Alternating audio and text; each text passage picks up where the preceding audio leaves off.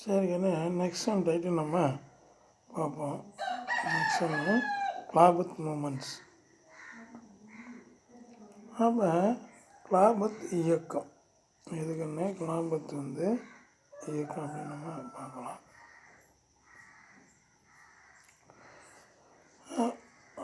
இந்த first world war came to end in 1918. அதுவும் line பண்ணிக்காங்க.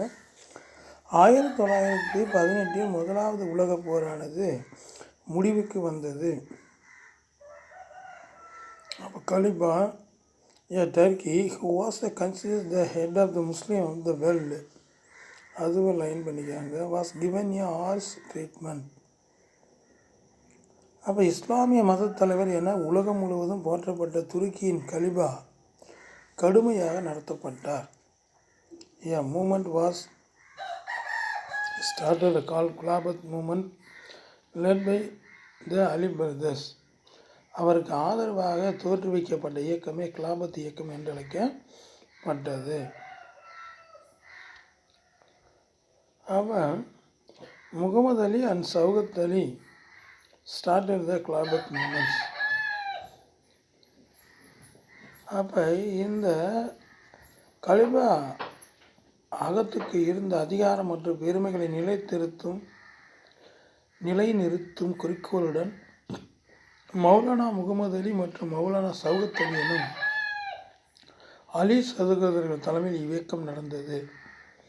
அது கூட ஒரு கொஸ்டின்ஸ் உண்டு. Khilafat movement started by days and days India அப்படின்னா முகமது அலியும் சௌகத் அலி என்ற அலி பிரதர்களால் தோற்றுவிக்கப்பட்டது.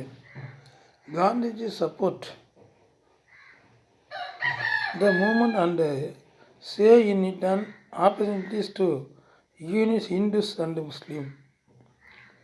இந்த இயக்கத்திற்கு ஆதரவளித்த காந்தியடிகள் இந்த இயக்கத்தை இந்து முஸ்லீம்களை இணைக்க ஒரு வாய்ப்பாக கருதினார்.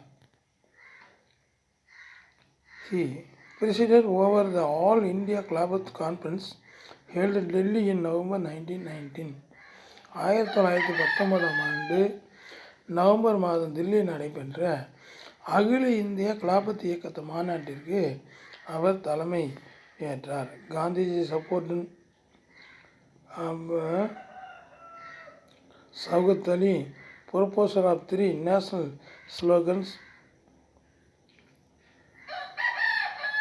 அப்போ மேலும் 1919 நவம்பர் தில்லியில் நடைபெற்ற அகில இந்திய கிலாபத் இயக்கத்துக்கு மாநாட்டுக்கு தலைமை ஏற்றார். அல்லாஜி அக்பர், வந்தே மாதரம் அண்டு இந்து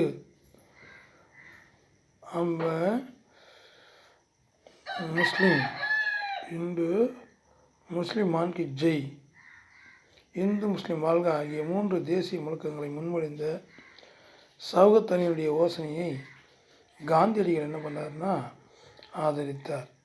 அப்போ Gandhiji supported Shaukat Ali proposal of the 3 national slogan. அப்போ 3 ஸ்லோகன்ஸ் என்னன்னா அல்லாஜி அக்பர், வந்தே மாதரம், இந்து முஸ்லீம் ஜெய்.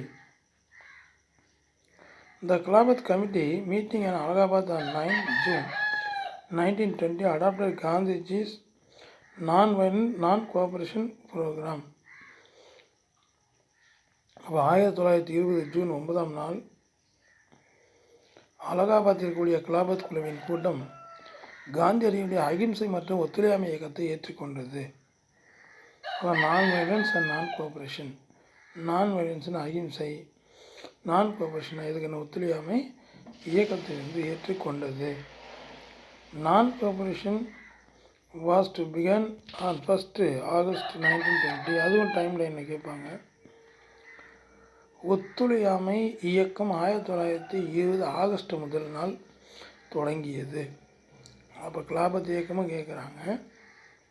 அடுத்து என்ன கேட்குறாங்க? ஒத்துழையாமை இயக்கம். சரிங்கண்ணே, அப்போ கிலாபத் மூமெண்ட் ஸ்டார்டட் இயர்னா 1919 சொல்கிறோம். அப்போ நான் கோஆபரேஷன் மூமெண்ட்டு ஏற்படுற 1920. சரி, நெக்ஸ்ட் ஒன் பேராவோட நம்ம கண்டினியூ பண்ணுவோம்.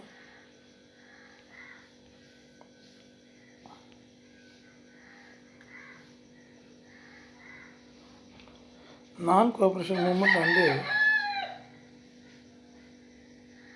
இட்ஸ் ஃபால் அவுட், ஒத்துழையாமை இயக்கமும் அதனுடைய வீழ்ச்சியும். ஃபால் அவுட்னா என்னக்குன்னா அதனுடைய வீழ்ச்சி. The Indian national Congress approved the non-cooperation movement in special session held in Calcutta on September 1920. 1920 September மாதம் கல்கத்தாவில் நடைபெற்ற சிறப்பு கூட்டத்தில் அமைவில் இந்திய தேசிய காங்கிரஸ் ஒத்துழையாமை இயக்கத்துக்கு அனுமதி வழங்கியது. It was subsequently passed in the Nagpur session held on December 1920. பின்னர் 1920 டிசம்பர் மாதம் சேலம் சி விஜய ராகவாச்சாரி, அதாவது chaired by Salem C Vijaya ராகவாச்சாரியா தலைமையில் நாக்பூரில் நடந்த அமர்வில் இந்த தீர்மானம் நிறைவேற்றப்பட்டது. The programme of non cooperation include ஒத்துழையாமை இயக்க திட்டத்தினுடைய கூறுகள் என்னென்ன அப்படின்னு நம்ம பார்ப்போம். ஃபர்ஸ்ட் ஒன் பார்த்தீங்கன்னா surrender of all titles, honours and honorary offices, பட்டங்கள் மற்றும் மரியாதை நிமித்தமான பதவிகள் அனைத்தையும் திரும்ப ஒப்படைப்பது. Second one non participation in a government functions, அரசின் செயல்பாடுகளில் ஒத்துழைமையை காமல் இருப்பது.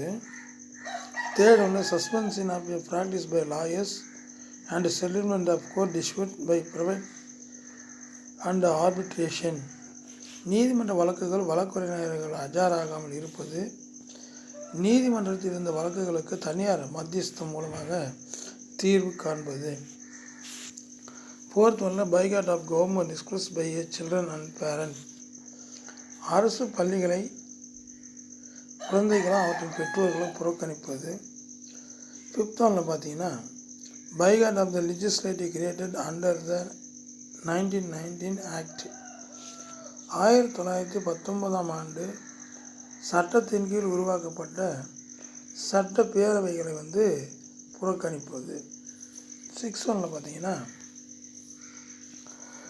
அப்போ நான் participation in a government parties and other official functions, அரசு விருந்து நிகழ்வுகள் மற்றும் இதர அரசு விழாக்களில் பங்கேற்பதில்லை என்ற முடிவு.